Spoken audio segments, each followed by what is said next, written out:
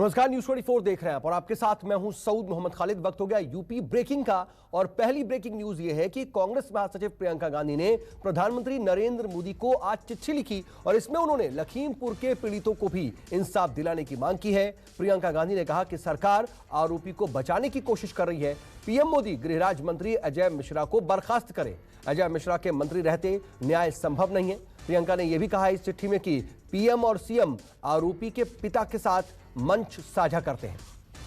और इस खबर पर मानस श्रीवास्तव मेरे साथ मेरे सहयोगी लाइव जुड़ चुके हैं। मानस, कल कानून वापसी तो हो गया, लेकिन इससे जुड़े हुए कई दूसरे मुद्दे भी हैं। किसानों को लेकर के मुआवजा देने की मांग की बात की जा रही है, लेकिन लखीमपुर का मामला भी प्रियंका गांधी फिलहाल यूपी चुनाव को देखते हुए शायद हाथ से जाने नहीं देना चाहती।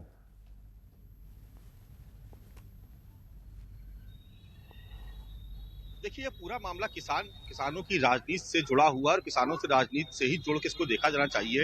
ये अलग बात है कि प्रधानमंत्री नरेंद्र मोदी ने कल ऐलान किया कि कृषि कानूनों को वापस ले रहे हैं, क्योंकि उत्तर प्रदेश में किसान बहुत बड़ी तादाद में बीजेपी सरकार से नाराज था।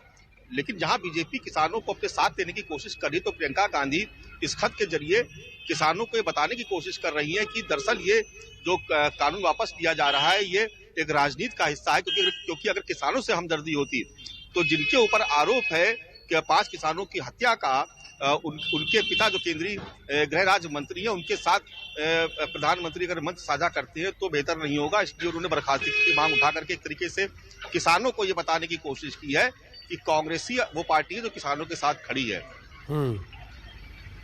बिल्कुल ये कोशिश हो रही है और इसको लेकर के ये मुद्दा हाथ से जाने नहीं दिए जाना चाहते हैं। कम से कम विपक्ष की कोशिश यही है। लेकिन इन सब के बीच मानस में आता हूं आपके पास, आरएलडी से गठबंधन के प्रयास लगातार कांग्रेस भी कर रही है, ये भी खबर आ रही है। खबर सूत्रों के हवाले से है कि पश्चिमी उत्तर प्रदेश में किसान आंदोलन के दौरान मजबूत हुई राष्ट्रीय लोक दल के मुखिया जयंत चौधरी से गठबंधन के लिए कुछ कांग्रेसी नेता भी संपर्क साध रहे हैं। हालांकि घोषित तौर पर आरएलडी समाजवादी पार्टी के साथ है, लेकिन अभी आरएलडी और सपा के बीच विधानसभा चुनाव को लेकर के कोई औपचारिक और आधिकारिक तौर पर गठबंधन का ऐलान नहीं हुआ है। मानस श्रीवास्तव मेरे साथ मेरे सहयोगी बने हुए हैं। मानस, क्या कुछ ट्विस्ट हो सकता है? क्योंकि पहले 21 तारीख बताई जा रही थी, कभी भी सपा और आरएलडी का गठबंधन इसका ऐलान हो सकता है, लेकिन क्या कुछ और भी पेच है इसमें?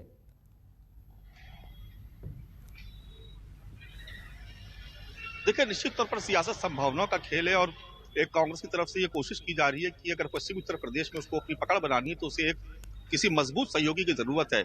और आरएलडी एक बेहतर विकल्प है, क्योंकि उसके साथ बड़ी तादाद में जाट और किसानों का वोट बैंक है और जाट और किसान का ये वोट बैंक किसान आंदोलन के साथ के दरमियान ही राष्ट्रीय लोक दल के साथ जुड़ा, क्योंकि वो लगातार पश्चिमी उत्तर प्रदेश में सभाएं कर रहे थे, उनको किसानों का समर्थन मिल रहा था।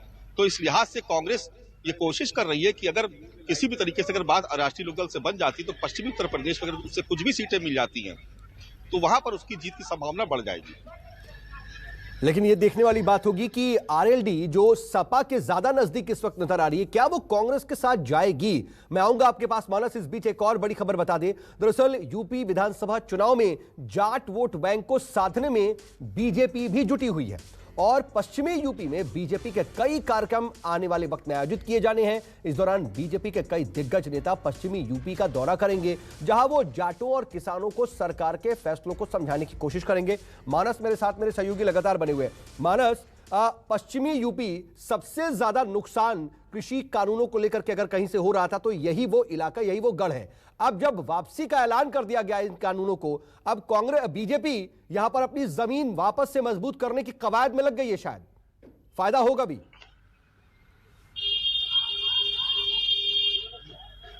देखिए, 2014 के बाद से अब तक जितने भी चुनाव हुए, पश्चिमी उत्तर प्रदेश भारतीय जनता पार्टी के लिए सबसे उपजाऊ जमीन मानी जाती थी, क्योंकि वहां पे सबसे ज्यादा 90% सीटें जीत करके आ रही थी भारतीय जनता पार्टी।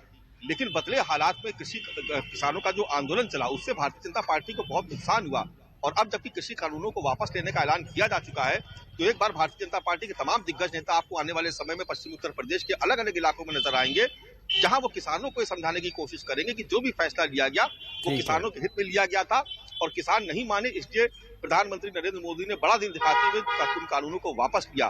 तो जो एक तरीके से जाट और किसानों का जो समीकरण है, अगर वो एकजुट होकर के बीजेपी के पक्ष में वोट करता है तो निश्चित तौर पर बीजेपी एक बार फिर वहां पर कामयाबी हासिल कर सकती है। बिल्कुल, और इस बार तो उसको कहने के लिए भी बहुत सी चीजें हैं। इससे पहले सामने नहीं जा पा रहे थे, जाटों के और किसानों के बीच रुक नहीं पा रहे थे, लेकिन अब उनके पास मजबूत तर्क है और अपनी बात रखने का वाजिब कारण भी है। बहुत शुक्रिया मानस तमाम जानकारी के लिए।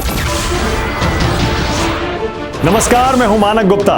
अगर आपको हमारा ये वीडियो पसंद आया हो तो इसे लाइक और शेयर जरूर करें, और हां, हमें सब्सक्राइब और फॉलो करना ना भूलें ताकि आप देश और दुनिया की कोई खबर मिस ना करें। तो जुड़े रहिए हमारे साथ और देखते रहिए News 24।